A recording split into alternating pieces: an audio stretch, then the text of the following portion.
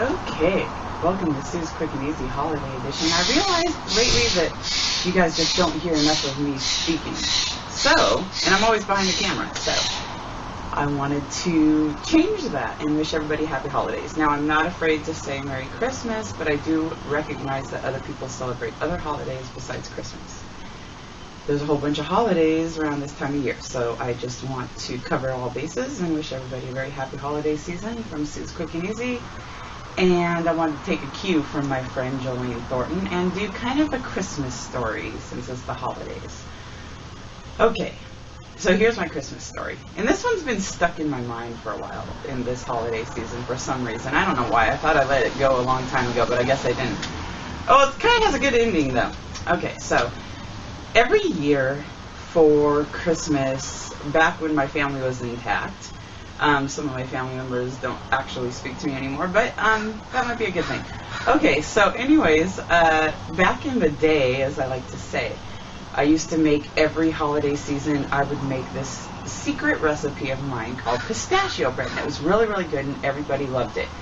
It started out with a recipe that I found in a magazine one time. I tried it because it was really easy, and then every Christmas after that, everybody always requested pistachio bread, so I kind of got on the hook to make it every year. But I enjoyed it, and it was easy, and everybody loved it, so that was like my little gift to everybody in the family and friends and whoever tried it and loved it. So, anywho, this is what happened.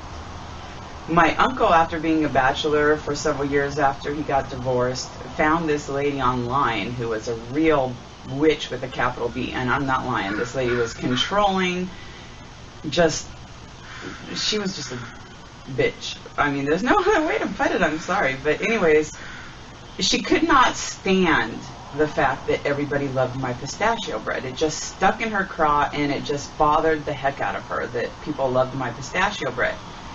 So she starts asking me if she could have the recipe. And very nicely I said, well, I'd kind of like to keep it private. It's my recipe. It's my thing that I do every year. It's kind of a tradition. I don't want to let go of the recipe. And she kept trying. She kept asking everybody in the family, and people were like, oh, I don't know it, or, oh, she never told me. It's her secret recipe. Okay. So this is what ended up happening. I had forgotten that I had given this recipe to a great aunt of mine, my grandmother's sister, Dorothy.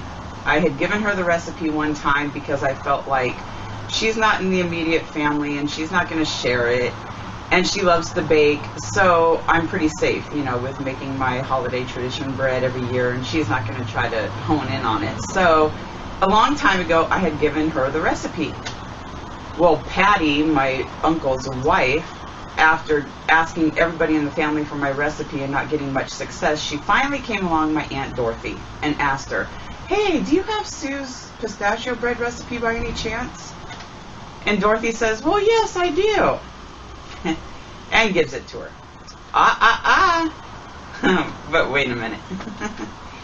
See, my Aunt Dorothy was the kind of lady that she never gave people the exact recipe of something that she had. If she made something that was really good, she never wanted anybody to duplicate it. So she would take the recipe, change it, and make something in it so that it would not be as good as her recipe, because she always wanted to be known for having the best recipes.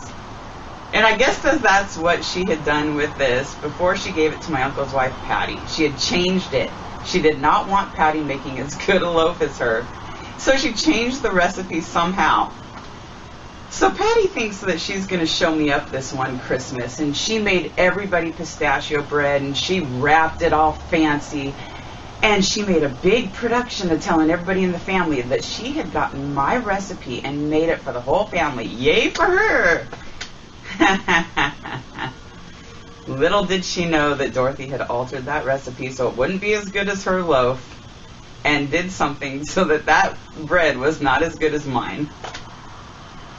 Everybody tried that pistachio bread that year that Patty had made, and it was tough. It was hard as a rock. It was like a fruit cake that you use as a bookend, okay? So her little malicious little thing of her trying to get my traditional recipe backfired on her big time. Everybody tried her bread. Everybody threw it away. Everybody hated it. I remember people coming up to me after that holiday going, Patty, she tried to copy your bread, but she did not make it anywhere close to as good as what your bread is. Everybody ended up throwing their bread away. Maybe a couple people ended up saving it as bookends, who knows. Everybody that I had talked to ended up saying that my bread was way better than hers, and everybody ended up throwing her loaves away. So here she was, she thought she was going to do something better than Sue's Quick and Easy. She thought she was going to steal the show that Christmas and make the best pistachio bread ever and show me up and everything else. Little did she know that my Aunt Dorothy was a little devious and changed that recipe so that it was not the same recipe as mine, and it was not as good as mine. So thank you, Aunt Dorothy, for your little devious ways. And Patty did not get to have a very good Christmas that year. She tried, but her bread just didn't stack up to mine. So my secret was safe. I got to continue on Christmases after that making my pistachio bread, and nobody ever requested Patty's pistachio bread again. End of story. Isn't that a great holiday tale? I love it. It was one of those things where somebody tries to just show you up and it backfires big time in their face, and those are the best type of holiday stories sometimes, aren't they? Okay, I'm sorry. I felt like I wanted to tell a little happy holiday story today. So anyways, thanks for watching Sue's Quick and Easy. I so much appreciate my viewers and all the wonderful friends I've made off my show. I just thank you guys all from the bottom of my heart. How do you do that? Love you guys. Thank you so much.